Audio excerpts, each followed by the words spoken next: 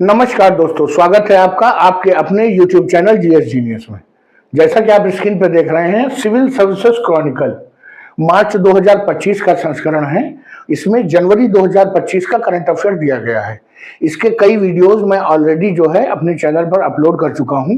अगर आपने उन वीडियो को अभी नहीं देखा है तो इसी वीडियो के डिस्क्रिप्शन में सिविल सर्विसेज क्रॉनिकल मार्च 2025 इस नाम से जो प्लेलिस्ट पड़ी हुई है उसमें इसी जनवरी माह के सभी करंट अफेयर्स के वीडियो डाले हुए हैं।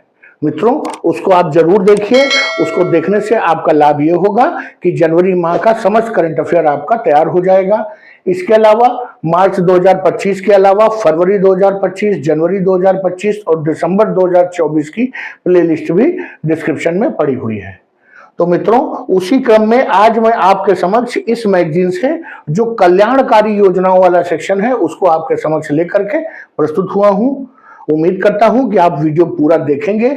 इसमें कम से कम 8-10 महत्वपूर्ण मुद्दे जो हैं आपके समक्ष जरूर प्रस्तुत किए जाएंगे। तो चलिए वीडियो को शुरू करें। आपसे उम्मीद करता हूं कि आपने हमारे चैनल को सब्सक्राइब कर रखा होगा। अगर नहीं किया है तो इसको कर लीजिए। ये आपके लिए परीक्षा उपयोगी कंटेंट आपको इस पर मिलता रहेगा। ये कल्याणकारी योजनाओं में जो पहला टॉपिक है वो है एमएसएमई विनिर्माण क्षेत्र के लिए पारस्परिक ऋण गारंटी योजना। भारत सरकार ने सूक्ष्म, लघु एवं मध्यम उद्यम के लिए पारस्परिक ऋण गारंटी योजना शुरू करने की स्वीकृति दे दी है। इसमें ऋण गारंटी क्या है?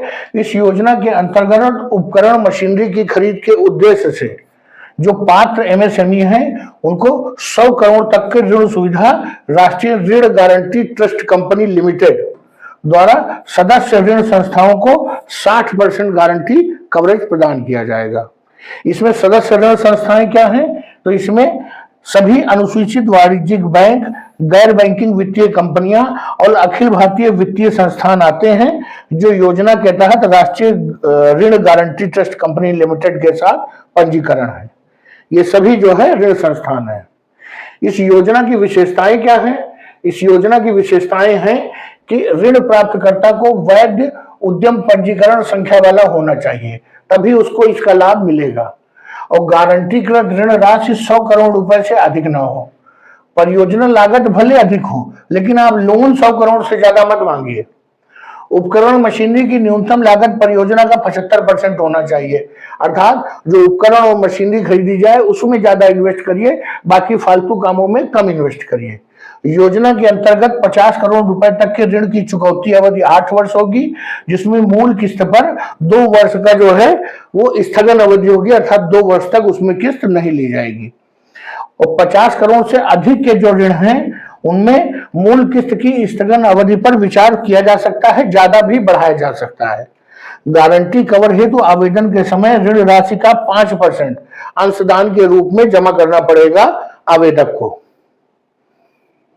इसका महत्व क्या है? इसमें जो है एमएसएमई के लिए पारस्परिक ऋण गारंटी योजना के द्वारा संयंत्र, मशीन, उपकरण की खरीद हेतु ऋण की उपलब्धता में सुविधा और विनिर्माण और इस प्रकार से मेक इन इंडिया को बढ़ावा मिलेगा। एमएसएमई को जो है पर्याप्त जो है मात्रा में सही समय पर उचित फाइनेंस उपलब्ध होगा और वो भी आगे देश की अर्थव्यवस्था में अपना योगदान कर पाएंगे।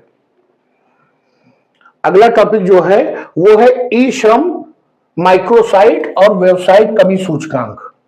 29 जनवरी 2025 को केंद्रीय श्रम, रोजगार एवं युवा मामलों के मंत्री डॉक्टर मनसुख मंडाविया ने 2 महत्वपूर्ण पहल ई श्रम पहल के तहत राज्य एवं केंद्र शासित प्रदेशों माइक्रोसाइट तथा व्यवसायिक कमी सूचकांक का शुभारंभ किया।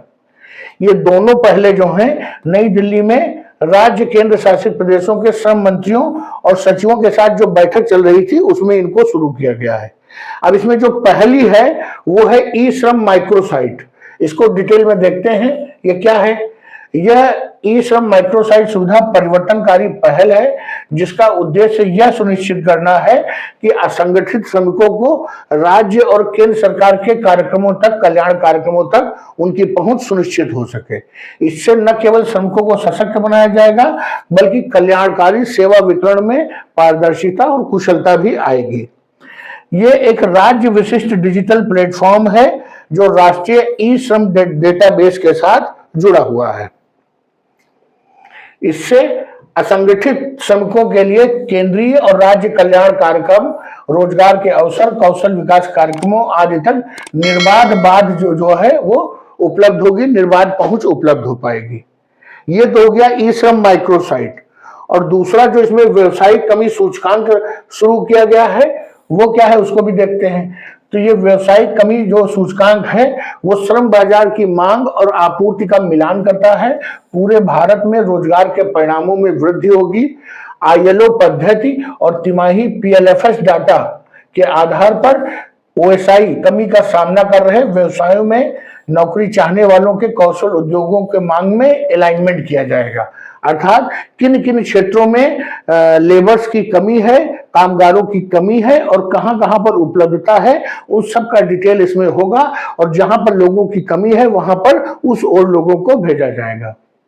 ये उच्च मांग वाले क्षेत्रों में कौशल अंतराल को पाटने में नीति निर्माता, प्रशिक्षण संस्थान और व्यवसायों का समर्थन करेंगे। ओएसआई की मदद से वास्तविक समय के श्रम बाजार डेटा का लाभ उठाकर यह सुनिश्चित किया जाएगा कि कौशल विकास और नौकरी मिलान प्रक्रिया डेटा संचालित हो और उद्योगों की वास्तविक जरूरतों के अनुरूप हो। अगला जो कार्यक्रम है वो है एमएसएमई व्यापार सक्षमता एवं विपणन पहल। हाल ही में सूक्ष्म, लघु एवं मध्यम उद्यम मंत्रालय ने open network for digital commerce के साथ साझेदारी वाली व्यापार सक्षमता एवं विपणन पहल के संबंध में जानकारी प्रदान की। इसमें एमएसएमई मंत्रालय द्वारा 277.35 करोड़ रुपए के परिव्यय वाली इस योजना का शुभारंभ 27 जून 2024 को किया गया। इसको जो है एमएसएमई मंत्रालय के एमएसएमई उत्पादकता बढ़ाने और तेज करने वाले कार्यक्रम के तहत लॉन्च किया गया है। इसको जो फुल फॉर्म है रैंप, ये विश्व बैंक द्वारा समर्थित केंद्रीय क्षेत्र की योजना है। इसका उद्देश्य क्या है? इसका उद्देश्य है कि एमएसएमई मंत्रालय की योजनाओं की पहुंच बढ़ाकर बाजार, वित्त एवं टेक्नोलॉजी उन्नयन के लिए एमएसएमई की पहुंच में सुधार करना। 3 वर्ष के लिए इस पहल का लक्ष्य 5 लाख सूक्ष्म उद्यमों को शामिल करना है, जिसमें से 50% महिला नेतृत्व वाले व्यवसाय होने चाहिए। इसके अतिरिक्त एमएसएमई व्यापार सक्षमता विपणन टीम पहल का उद्देश्य एमएसएमई को डिजिटल वाणिज्य अपनाने और बाजार में उनकी पहुंच बढ़ाने में उनकी मदद करना है।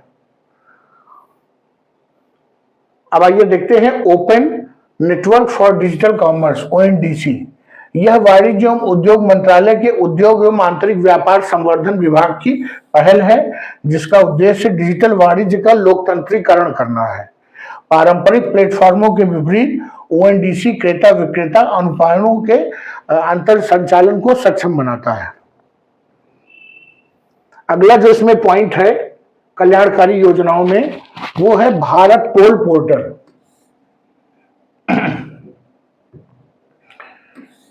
इसमें 7 जनवरी 2025 को केंद्रीय गृह एवं सहकारिता मंत्री ने नई दिल्ली में भारत पोल पोर्टल का शुभारंभ किया। यह पोर्टल ड्रग्स स्मगलिंग, हथियारों की स्मगलिंग, मानव तस्करी, सीमा पार से होने वाले आतंकवाद के लिए यह एक अंतर्राष्ट्रीय व्यवस्था प्रदान करेगा। जैसे इंटरपोल है वैसे ही यह भारत पोल बनाया गया है। इस पोर्टल को केंद्रीय अन्वेषण ब्यूरो अर्थात सीबीआई द्वारा इंटरपोल से संपर्क स्थापित करने के लिए विकसित किया गया है। इसका प्रबंधन सीबीआई के द्वारा किया जाएगा, क्योंकि सीबीआई ही भारत में इंटरपोल के लिए केंद्रीय एजेंसी के रूप में काम करती है। वर्तमान में जो सीबीआई और इंटरपोल के बीच में जो कम्युनिकेशन होता है वो संचार पत्र, ईमेल और फैक्स के द्वारा होता है। अब इस पोर्टल के द्वारा जो है कम्युनिकेशन स्थापित किया जाएगा। इस पोर्टल की विशेषताएं क्या हैं? यह पोर्टल कानून प्रवर्तन के लिए भारत की प्रत्येक एजेंसी को इंटरपोल के साथ जुड़कर जांच करने के लिए एक एकीकृत मंच प्रदान करेगा। इसके माध्यम से भारत के 195 देशों के साथ जानकारी साझा करके उनका सहयोग प्राप्त करने में और सहयोग करने में आसानी होगी। इस पोर्टल के 5 प्रमुख मॉड्यूल हैं। पहला है कनेक्ट। यह भारत की सभी कानून प्रवर्तन एजेंसियों को इंटरपोल के विस्तार के काम रूप में कार्य करने में सक्षम बनाएगा। दूसरा, इंटरपोल पे नोटिस। यह सभी अंतर्राष्ट्रीय अपराधियों पर नजर रखने के लिए वैज्ञानिक आधार पर सुव्यवस्थित अनुरोध की सुविधा प्रदान करेगा। तीसरा है संदर्भ, अंतर्राष्ट्रीय सहायता प्राप्त करने और उसे देने में सरल बनाएगा। चौथा है प्रसारण, 195 देशों से सहायता के अनुरोध तक वास्तविक समय पर पहुंच प्रदान करेगा। और पांचवा है इसमें संसाधन, यह दस्तावेज और प्रशिक्षण सामग्री के आदान प्रदान और प्रबंधन को सरल बनाएगा। ये जो इंटरपोल के विषय में एक क्वेश्चन है, इसको देख लेते हैं। अंतर्राष्ट्रीय आपराधिक पुलिस संगठन अर्थात इंटरपोल के संदर्भ में निम्नलिखित कथनों पर विचार करिए। इसकी स्थापना 1945 में की गई थी, गलत है। मुख्यालय इसका लियोन फ्रांस में है, यह सही है। 195 देश इसके सदस्य हैं, नहीं, सभी देश इसके सदस्य नहीं है। यह विश्व का सबसे बड़ा अंतर्राष्ट्रीय पुलिस संगठन है, यह बिल्कुल सही है। तो इसमें सेकंड और फोर्थ जो है ऑप्शन सही है, डी ऑप्शन को हम टिक कर देंगे। चलिए, तो इसके बाद देखते हैं एक और बहुत महत्वाकांक्षी योजना है केंद्र सरकार की, एकीकृत पेंशन योजना यूपीएस। 25 जनवरी 2025 को वित्त मंत्रालय ने केंद्र सरकार कर्मचारियों के लिए एनपीएस की जगह पर एकीकृत पेंशन योजना, जिसको शॉर्ट फॉर्म में यूपीएस कहा गया है, इसको अधिसूचित किया गया है। यह 1 अप्रैल 2025 से प्रभावी होगी। यह योजना कर्मचारियों के लिए सेवानिवृत्त लाभ की गारंटी देगी। एकीकृत पेंशन योजना को 24 अगस्त 2024 को केंद्रीय मंत्रिमंडल द्वारा मंजूरी दी गई थी। इस योजना के तहत केंद्र सरकार के कर्मचारियों के लिए वेतन का 50% पेंशन के रूप में दिया जाएगा और साथ ही मुद्रास्फीति के रुझान के अनुरूप समय समय पर महंगाई भत्ते में भी बढ़ोतरी की जाएगी। यूपीएस उन केंद्र सरकार कर्मचारियों पर लागू होगी जो एनपीएस के अंतर्गत इस समय आच्छादित हैं। इसमें जो पेंशन फंड विनियामक एवं विकास प्राधिकरण है, वो यूपीएस को चालू करने के लिए नियम जारी कर सकता है। एक एकीकृत पेंशन योजना के तहत केंद्रीय सरकार के कर्मचारी को सेवानिवृत्ति से 12 महीने के दौरान, पूर्व के दौरान जो औसत मूल वेतन होगा उसका 50% प्रदान किया जाएगा, बशर्ते जरूरी है कि उन्होंने 25 वर्ष की सेवा पूरी कर ली हो। 25 वर्ष से कम और 10 वर्ष से अधिक सेवा करने वाले कर्मचारियों को उसी आधार पर उनकी पेंशन में कटौती कर दी जाएगी। ये जो है एक ऐसा मंच है जो केंद्र सरकार के कर्मचारियों को सरकार के साथ मतभेद को सुलझाने में मदद करता है। लेकिन वास्तविकता यह है मित्रों कि केंद्र सरकार कर्मचारियों ने इस योजना को रिजेक्ट कर दिया है। उन्होंने कहा है कि ना एनपीएस ना यूपीएस, केवल ओपीएस। अगला पॉइंट देखते हैं, राष्ट्रीय स्वास्थ्य मिशन के विस्तार को मंजूरी। 22 जनवरी 2025 को केंद्रीय मंत्रिमंडल ने राष्ट्रीय स्वास्थ्य मिशन के तहत देश में प्राप्त उपलब्धियों को स्वीकार करते हुए अगले 5 वर्षों तक इसे जारी रखने की मंजूरी प्रदान की है। और राष्ट्रीय स्वास्थ्य मिशन के तहत 5 प्रमुख उपलब्धियां हैं। इसमें 220 करोड़ कोविड-19 वैक्सीन की खुराकें दी गई और 1990 के बाद से मृत्यु दर में 83% की कमी आई है। 1990 के बाद से 5 वर्ष के आयु के बच्चों की मृत्यु दर में 75% की गिरावट आई है। और राष्ट्रीय सिकल सेल एनीमिया उन्मूलन मिशन के तहत 2.61 करोड़ से अधिक व्यक्तियों की स्क्रीनिंग की गई है। अब ये राष्ट्रीय ग्रामीण स्वास्थ्य मिशन क्या है? ये जो राष्ट्रीय ग्रामीण स्वास्थ्य मिशन है, इसका आरंभ 2005 में किया गया था। इसका उद्देश्य जिला अस्पताल स्तर तक ग्रामीण आबादी, विशेषकर रूप से जो कमजोर समूहों को सुलभ, किफायती, गुणवत्तापूर्ण स्वास्थ्य देखभाल उपलब्ध कराना। 2012 में राष्ट्रीय शहरी स्वास्थ्य मिशन की शुरुआत की गई और इसमें राष्ट्रीय ग्रामीण स्वास्थ्य मिशन को राष्ट्रीय स्वास्थ्य मिशन के रूप में पुनः नामित किया गया, जिसमें 2 उप मिशन थे। एक था एनआरएचएम और एक था एनयूएचएम, अर्थात नेशनल रूरल हेल्थ मैनेजमेंट और नेशनल अर्बन हेल्थ मैनेजमेंट। ये जो है इसके 2 पार्ट बन गए, रूरल और अर्बन अलग अलग बन गए। अगला जो इसमें मुद्दा है कल्याणकारी योजनाओं में, वो है डायमंड इम्प्रेस्ड ऑथराइजेशन योजना। जनवरी 2025 को भारत सरकार के वाणिज्य विभाग ने डायमंड इम्प्रेस्ड ऑथराइज योजना शुरू की है। इसका उद्देश्य क्या है? भारत के हीरा क्षेत्र की वैश्विक प्रतिस्पर्धा को बढ़ाना और ये 1 अप्रैल 2025 से लागू होगी। इस योजना में प्राकृतिक तौर पर कट और पॉलिश किए गए हीरो के शुल्क मुक्त आयात के लिए एक प्रणाली प्रस्तुत की जाएगी और इसमें मूल्य संवर्धन और निर्यात को बढ़ावा मिलेगा।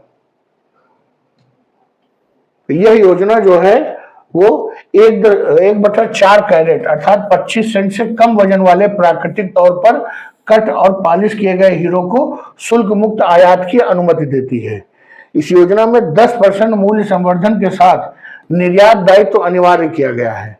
2 सितारा एक्सपोर्ट हाउस का दर्जा या उससे ऊपर का दर्जा रखने वाले प्रतिवर्ष 15 मिलियन अमेरिकी डॉलर का निर्यात करने वाले सभी हीरा निर्यातक इस योजना के अंतर्गत लाभ प्राप्त कर सकेंगे। यह योजना बोत्सवाना, नामीबिया, अंगोला आदि कई प्राकृतिक हीरा खनन देशों में अपनाई गई जो लाभकारी नीतियां हैं उनका अध्ययन करने के बाद यह योजना लागू की गई है। इसका उद्देश्य क्या है? तो इसमें जो हीरा उद्योग है उसको एक सपोर्ट प्रदान किया गया है और निर्यातकों के लिए समान अवसर उपलब्ध हो ताकि विश्व के जो बड़े प्रभावी प्रतिस्पर्धी हैं उनके साथ प्रतिस्पर्धा करें। भारतीय हीरा व्यापारियों द्वारा हीरा खनन स्थलों में निवेश की संभावना भी बढ़ेगी और विशेष रूप से हीरा वर्गीकरण के लिए कारखानों में अर्ध तैयार हीरों को तराशने के लिए जो रोजगार के अवसर उपलब्ध होंगे। इसमें हीरा उद्योग में जो है कुशल कारीगरों के लिए जो रोजगार उपलब्ध होगा और इससे भारत में कट और पॉलिश हीरे के निर्यात में भी वृद्धि होगी, जिससे भारतीय अर्थव्यवस्था में अवश्य ही सुधार होगा। तो मित्रों, कल्याणकारी योजनाओं वाले सेक्शन में बस इतना ही कंटेंट था। अगली बार इसी तरह का कुछ और कंटेंट इसी जो मैगजीन है इससे प्रस्तुत करूंगा। वीडियो को यहीं समाप्त करता हूं। हमारा ये कंटेंट परीक्षा उपयोगी लगा हो तो वीडियो को लाइक करिए, चैनल को सब्सक्राइब करिए। धन्यवाद।